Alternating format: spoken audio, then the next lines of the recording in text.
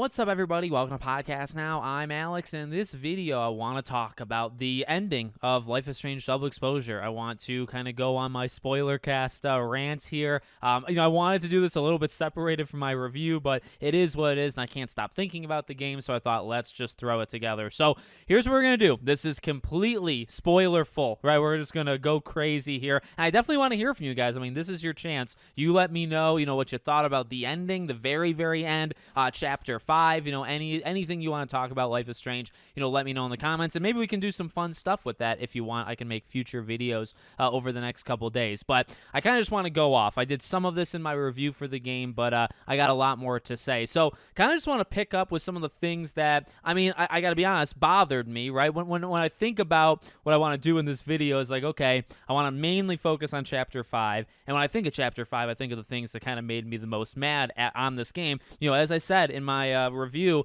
overall I did like it, but it went off the rails, I think, with Episode 5 or Chapter 5. I keep calling it back and forth episodes because I think of Life is Strange 1, chapters with some of the later games. So, okay, it's really when they go into the storm, right? I was with them, and I like the Safi kind of losing herself, and, I mentioned in that review, like the storm. I'm not a big fan of it being like the tornado again. I also like Max taking it with her. Like when it starts to jump timelines, it got very confusing, and like sitting here about 24, maybe less than 24 hours after I did this, right? I've had some time to kind of reflect on it.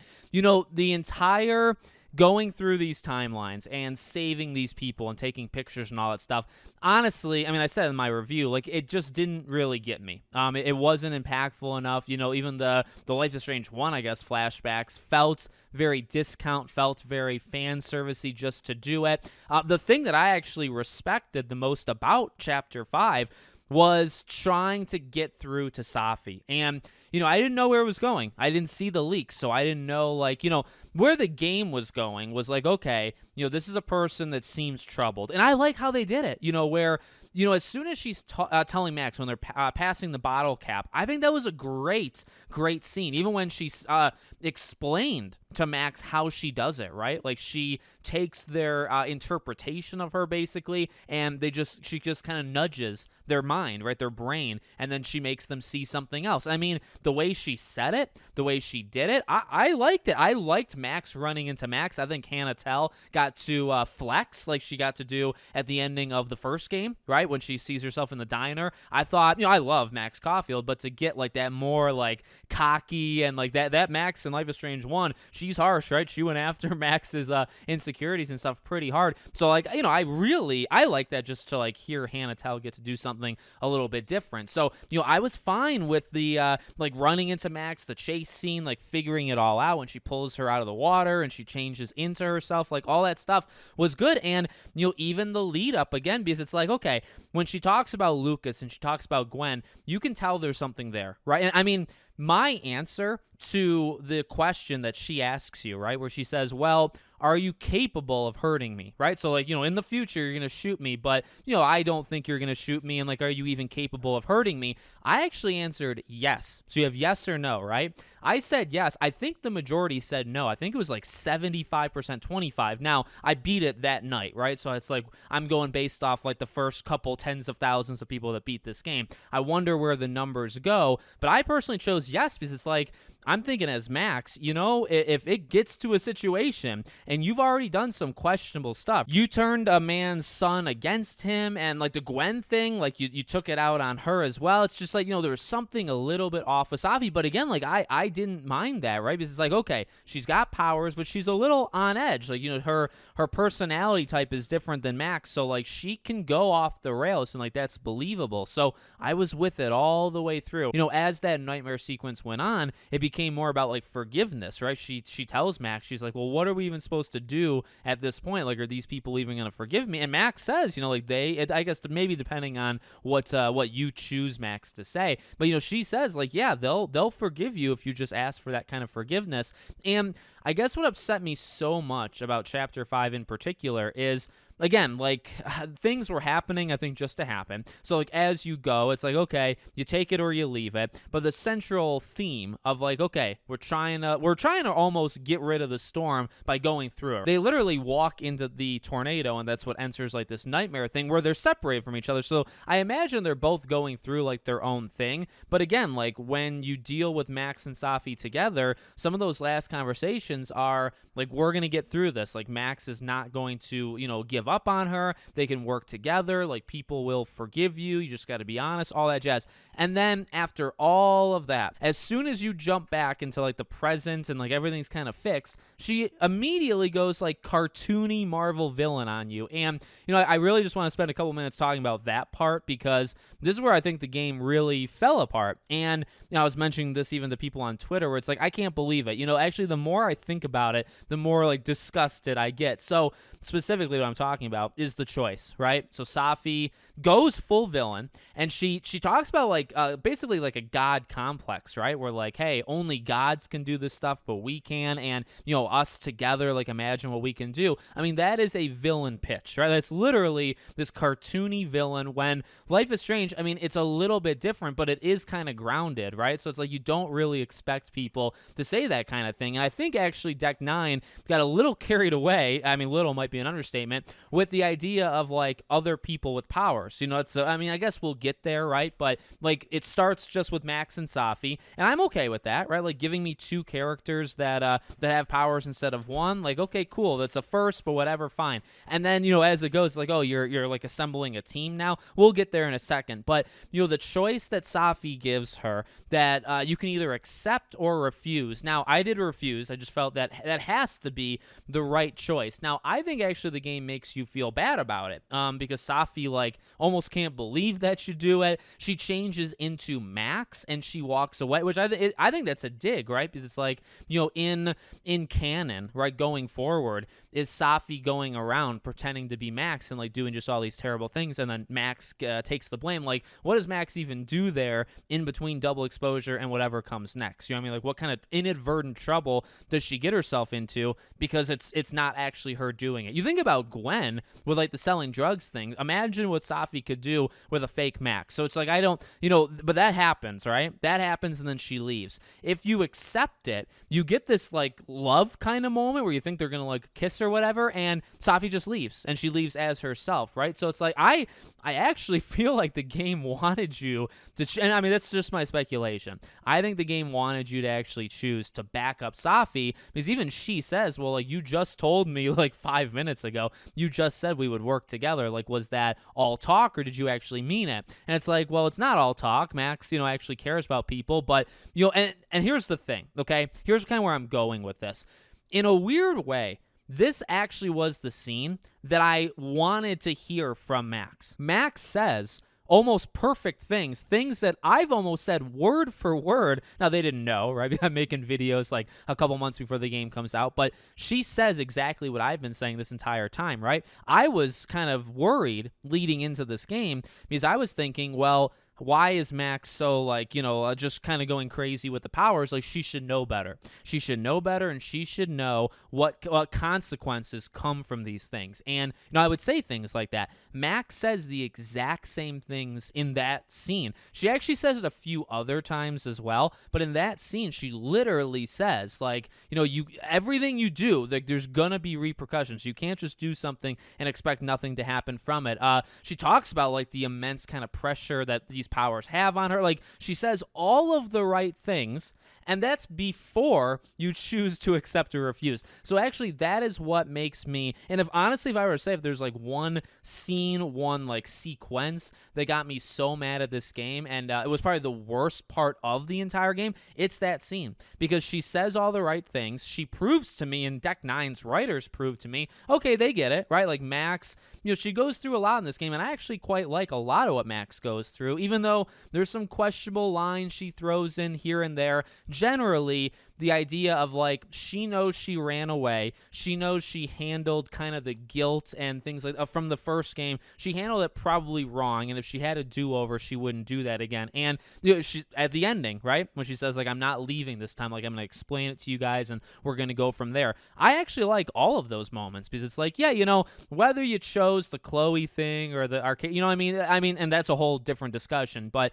whether you choose one or the other, I do actually think the guilt and that trauma that we've talked about leading into this game, I actually think that was prevalent in the entire game and actually was quite well handled by them. But to say all those things and then to be offered to join the villain and to accept and say, yeah, you know what, you just compared yourself to a god, but I guess I'm with you. And it's like, that's just, and I was shocked. Again, I haven't played it when I'm recording this. I'm only going based off the day one data, but a shocking amount of people chose to accept and not refuse, which I think is just freaking nuts because that's not Max. That's not Max Cobb. So what's funny about it and actually kind of depressing about it is they show me with a lot of the writing and the acting and the words that they get it, that Max Caulfield understands kind of the ramifications of these things, and then they immediately throw this one or the other choice that, by the way, they're gonna, if they do a sequel, if they actually do another one, they're gonna have to pick for you. Or, now here's something I was actually thinking. I feel like an easy way out of this is Safi just comes back with superpowered people and she just starts being like super over the top evil. Because then they can say no matter what you picked at the ending of Double Exposure, it doesn't matter because Max still is morally, centered and she's just crazy now. So it doesn't matter what you pick. You're against Safi. And I think that's kind of the easy way around it, because if they were to actually go from that choice and say that Max teams up with Safi, or Max can't be that evil. She just can't. And I mean, Safi just has no, she's got no care for what her powers do to anything and anybody. And I do think that's a cool little opposite, because again, we've had Max and we've had her for the first game, we've had her for this game, and we know how she thinks about power. We know how she thinks about people and her ability and her want to help people around her, right? And to have Safi kind of be the opposite, where it's she does have a heart and she can think that stuff through sometimes. Other times she just lets it, get to her and she just goes full evil, right? So there is something interesting there. And I did see people talk about it online. I think one of the biggest issues is they rushed it. Which is interesting because it's a pretty okay sized game. Now, Chapter 4 was actually short, but I was fine with Chapter 4. I actually think it was Chapter 5. Again, another issue, specifically with the scene I'm talking about, that makes me so mad. The scene before it, they were fine. When they're sitting in the North Quad, I believe is what they call it, right? When they're sitting on the bench and they hug, and I think Safi says oh yeah, I forgot you're a hugger, right? That scene, they're fine. And Safi and Max literally says are you the real? I forget what I'm sure I'm showing it on screen, but she asks which one of you is this, and are you okay? Are we fine now? And the answer is yes. So it's you just had a conversation, and I didn't even know where the game was going after that. I mean, after that scene, and then it cuts to white, and it comes back again, and her mom's there, right? I was okay, well, I guess they're gonna hug it out or whatever, go to the hospital, and it's no, 5 seconds ago they were okay, and it really painted the picture that Max had saved Safi, that she they destroyed the storm. They literally got rid of the storm. Oh, I wanted to mention this too. I actually saw this on Twitter a couple minutes ago. What's actually funny about this entire thing as well is, again, as I've said and even given evidence in this, I think in this video, it really feels like that choosing Arcadia Bay is the right choice, right? And even some of the stuff Max says feel like it's the right choice. What's hilarious about it is choosing Safi is kind of the equivalent. Actually, it's worse, but it's still close to choosing Chloe over choosing Arcadia Bay. So it's funny that it seems like Deck 9 wants you to pick Arcadia Bay, and you can run with that and go whichever direction you want. But to me, at least, it feels like they want you to choose Arcadia Bay, and that's the right choice. That's even the morally right choice that Max would do. But then, funny enough, the final big choice of this game is doing something similar. I mean, not that similar, but being able to go with somebody simply just to be with that person, right? The whole whole idea is if you accept Safi, you're probably doing it because you like it, you want Max and Safi together, whatever it might be, right? Isn't that what they don't want you to do with Max and Chloe? Like, isn't that like kind of a selfish, but you're not really putting like the larger picture in frame? See, at least that's how I kind of look at the Safi thing. I don't necessarily look to the Chloe thing in the exact same way, but it's funny how those two things relate. Now, like the storm still, I guess, kind of hit, but it didn't seem to do anything. So that was another one that I found that there were some lines of Max that, again, like I love Hannah Tell, right? And overall, I think Max is a pretty solid character in this game, but just some of the things she says are just very weird. The very end, I think when you're walking, you can talk to Lucas, like before you go to the snapping turtle, she talks about how she's not going to let this storm like define her and take up her like mind like the first one did. She's not going to live the same way. And again, in principle, I think that works. In fact, I think that's like that learning thing that she's doing as like a human, right? Like she's understanding how she handled the one situation and she wants to improve. I'm fine with that. I think that's an overall theme of hers in the game. But it's like, well, you know, the storm didn't really even do anything. The storm didn't kill anybody. She didn't have to pick between anything. That's another thing. I actually saw that in comments of the Life is Strange review, you know, that I did earlier today, where it's like, was there ever any moment that made you like your jaw dropped or made you really emotional? You know, I honestly feel that I get more emotional the more I play Life is Strange 1. I actually think it's a harder decision choosing between Chloe and Arcadia Bay the more time. I've played, I think, 6 times. And this last time I played Life is Strange, which was like 2 months ago, I think it was the hardest decision. And I actually chose to save Arcadia Bay. Normally I choose to save Chloe. And, like, I still stare at the screen when it gives you those options. I don't pick for a while because, and it's sad when the music hits and Max is crying and either you're hugging and kissing Chloe or you're sitting in the bathroom and listening to her freaking get shot, right? Like, it's emotional. And I don't cry, but like, you know, I get emotional. Like I can almost feel the tears coming. Like I get emotional. Did this game do that? I mean, no, I don't even know. I'm trying to think, like literally right now on the spot, like was there a moment in this game? There were some lines of Hannah's when it was like the dark room stuff, when she's talking about Jefferson or she's not looking at the pictures, kind of gave me like goosebumps, honestly, because of her acting, because she really sold like she's traumatized from that, right? And like her having to sit there and kind of relive it. Again, I think she relived a discount version of it, but I mean, you know, it is what it is, I suppose. But, you know, I still actually felt something there, to be honest with you. Now, I will say, looking at it from the angle of Max kind of working through her own stuff, right? So if you just think, I mean, look, a lot of it was also for Safi. And, you know, like I said, like Safi and Max seemingly were in their own kind of thing, doing their own thing. But then, you know, Max goes through and starts to kind of relieve people of Safi's presence, right? So that's kind of the second half. The first half, I guess, you know, the big issue with me, like I said, is more of like the discount versions of things.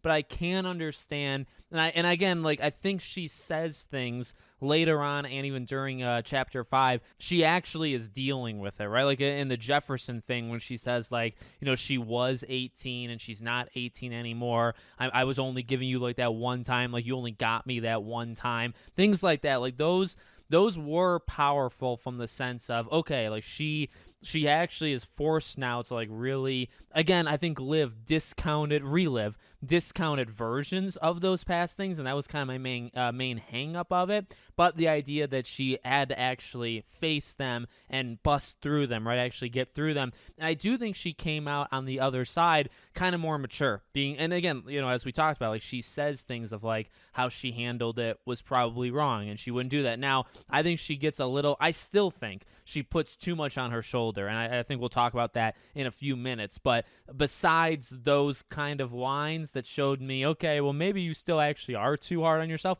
besides those things, she does generally show that kind of growth. And so from that angle, the nightmare stuff was, I suppose, worth it. I just think that they could have handled it so much better. But yeah, I don't have that moment. You know, in Life is Strange 1, I'd say even finding out about Rachel Amber is intensely emotional. I would say, for me personally, going to Chloe's house and having her be in the wheelchair, my jaw hit the freaking floor when I I remember to this day sitting on the floor in my room playing that, and I remember watching. I can see myself in like a separated view. I can see myself watching it. Like those things stick with me.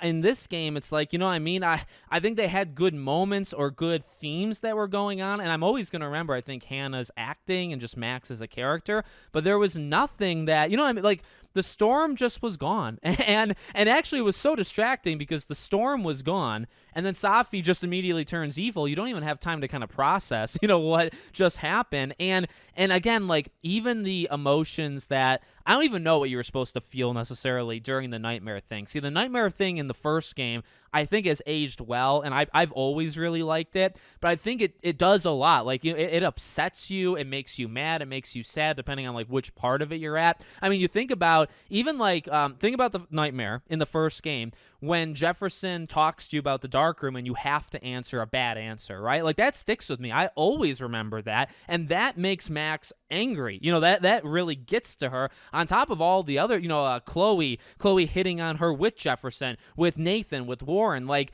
it does things that, like, stabs at Max. In this one, it's like she sees the bathroom, and as I said in my review, like, I think Hannah's acting in it was really good, but they replaced Nathan with Max, and then Safi is Chloe, and it's like, so you're reliving a sequence in one, but you immediately lose so much of the weight because it's not even the same two characters. I mean, like, it's you know, it's putting them in that situation, and, you know, like I said, the darkroom, Jefferson's not even there, and it's a very discount version of the actual darkroom. You almost have to use your own imagination to have it be like, okay, I know what Max went through. I know that this would be very traumatizing to her. What they actually did to her in the game is not, you know, isn't actually all that bad. I mean, okay, it is, but you know what I mean? I think we can imagine it being worse, and I almost put my own emotion into it, where it's like, okay, I can imagine how Max feels sitting in that chair. I don't think the game did a good job of showing how Max sits in that chair. I think I did that work. You know what I mean? Does that make sense? Hopefully it does. So things like that, I mean, that's what really stood out to me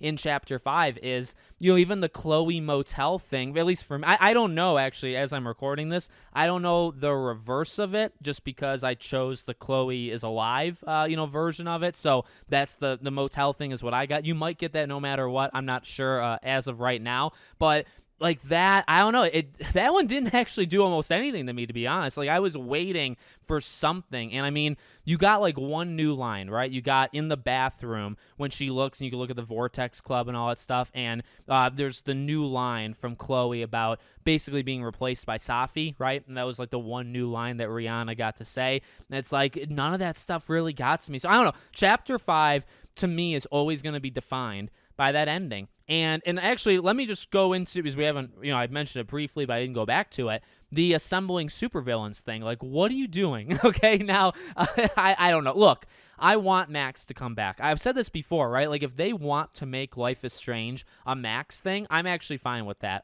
You had that choice. Don't Nod had that choice, and they chose to do Anthology. And then Deck 9 picks it up, and they also continued. And now, you know, Square Enix is there and hovering behind their backs like the whole time, so I don't know whose idea officially it was and all of that kind of legal stuff. But, you know, for the longest time, Life is Strange has been Anthology, but if you wanted to make Life is Strange a Max Caulfield just storyline, I'm all for that. I love Max Caulfield and I love Hannah Tell. Okay, so that's my opinion on that. So seeing the Max Caulfield will return thing, there's a part of me, I guess, like that blind consumer. There's a part of me that's like, yes, give me more. I mean, and I'm honestly, okay, genuinely, it's just my desire to see Max again. Like, I think in terms of the visuals, like literally seeing her, hearing that voice, and again, I do think they actually got a good amount of Max, like, throughout the game. Not perfect, and they dropped the ball a couple times, but I felt that was Max Caulfield. I know there's people online that don't think that was Max, and that Deck 9 just really didn't get it.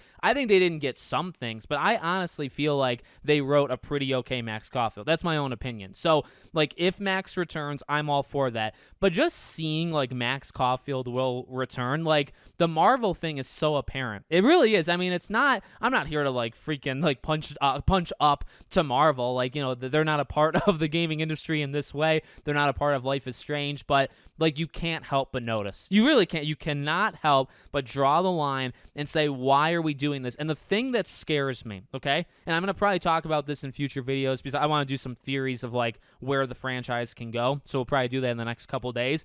But what worries me is like making this a superhero thing or a superpower thing, I guess, whatever you want to say.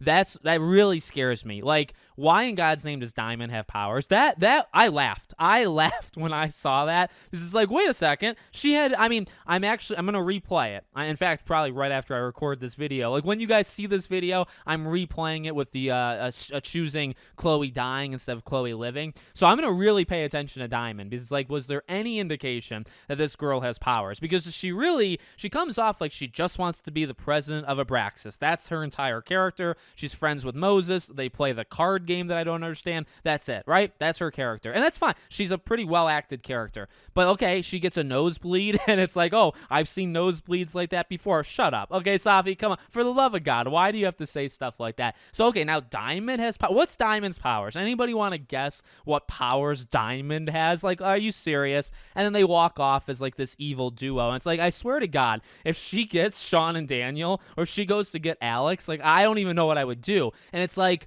also, is she going as Max, or is she going, I mean, like, well, I guess the end credits, she literally goes as Safi, right? She approaches as Safi, but, you know, again, as we said earlier, is she going around acting like Max? I don't know, but, like, where does the next game go? Again, we'll kind of talk about that in future videos, but I don't need that. I really don't. You know, there was a couple things I said about this franchise, you know, leading into this game, and actually another thing I do want to bring up, I can keep going. This video might be pretty long. One thing I've said is that I never want powers explained, okay? Like, I don't want to know how they got powers. Now, they didn't do that, right? Like, Safi, she gives her origin story of her powers, fine, right? And she explains how she does it, but it doesn't explain, like, how she literally got the powers. Okay, all good. The thing that worries me, I guess, well, one thing to focus on with this, and we'll get back to the super villain team, I guess, is, you know, Max so many times in this game talks about that the storm is literally because of her, and I'm not a huge fan of that. I guess it depends on how you look at it. I can understand it from the vantage of Max herself, right? So, like, if Max is carrying that guilt and carrying that trauma, she associates everything with that storm, and she really puts that blame on herself, right? Like, that storm is hers. She did that. The end results are because of her decision-making. That all falls on her. If that's what she means, and I mean, again, like, I guess it's just perspective. Like, I get that. In fact, I actually kind of like that, right? She's putting so much on her, and the answer is you really can't do that. Now, I don't really know if she got that lesson. Again, like, the lesson she got is, you know, in terms of, like, running away versus, like, solving problems and, you know, like, do-overs, and I guess, like, living with that guilt, like, being able to deal with it. She kind of, like, she learns those things,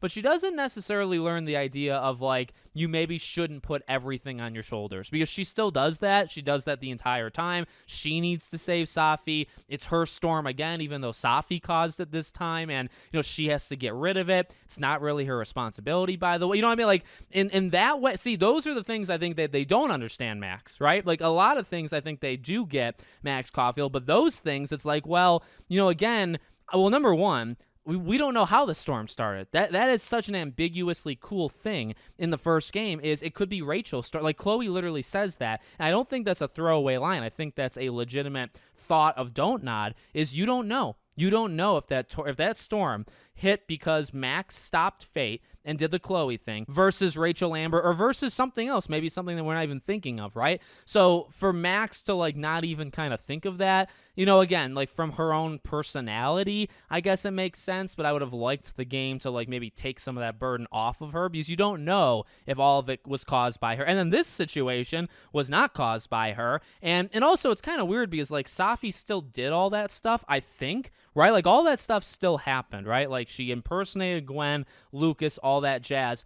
I guess they stopped the whole Max killing her thing, but, like, she still messed with people. I guess, like, that's not big enough of a ramification to create a storm, right? But the storm's just gone with, like, you know what I mean? There's nothing that happens. There's no long-term effect of Safi being bad. Maybe eventually there would be, though, and that's kind of the situation. But, okay, going back to the supervillain team, I don't know. I don't need this series. Well, I guess, actually, yeah, let me connect the two, right? So I was saying, that's one thing going into this game. I never wanted the powers explained. I always wanted the storm to also be ambiguous, which I think, you know, they kind of got away from that. And then I also don't want this to be a superhero, like a dynamic, you know what I mean? Like, where everybody's got power. It doesn't need to be their Avengers. And I don't know why they would think that it can be. To be honest, like, I don't know, like, Life is Strange has never done all that well except for the first game. Like, you know what I mean? Like, True Colors did well at launch, and True Colors, I think, is the second highest selling Life is Strange game, but Life is Strange 1 did miles around all of the other games, okay? 20 plus million sales, no game even came close. So I would say Life is Strange is more boosted up by Max than anything, not the idea that you need like 12 people that have power. You know what I mean? Like, would a future game with Max versus Safi and like 6 other superpower people, would that even be a good game? Because I feel like that makes it too like big. I think Life is Strange does best when it's more like day to day. You think about some of the stuff you do in this game and even Life is Strange 1, so much of it is just like general things, like things that anybody would really do. They go for a freaking swim in Life is Strange 1. That takes like 20 minutes of the game. It's a throwaway thing in the sense of what they're doing, but not the impact that it has, because it's building Chloe and Max's relationship right in that moment. And you do things in this game too, things that take 5, 10, 15 minutes, and you know there's other, you know, they're again day-to-day things, but there's kind of reasons. I think if you have like a superpower battle, you're getting away from like that more like day-to-day life stuff. So I don't know, that I'm really worried about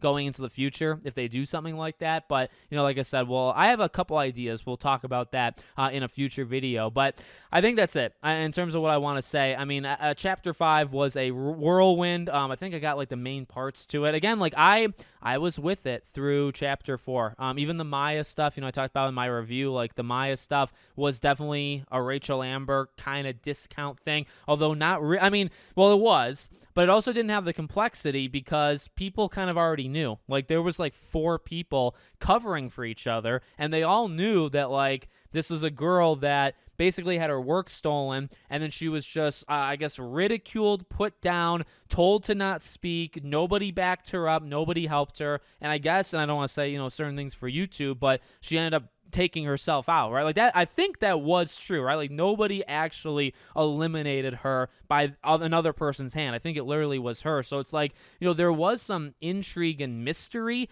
around that character, and then it basically became, yeah, she was ripped off, and nobody came to her defense. Everybody pushed her down. Everybody backed each other, and they kind of covered the story up. And it's like, yeah, you know, that wasn't that didn't have the greatest resolution, or a resolution that I thought it was going to have. So there you go. Let me know what you guys think about all these things. You know, if there's things I miss, maybe things, good points that you guys bring up in the comments, I can do individual videos on those, okay? Let me know, like, put it in the comment, like, hey, here's a video idea or something like that, and I can go off on it, okay? Let me know what you think. Make sure you're subscribed to the channel, bell icon turned on. I hope to see you all on the next one.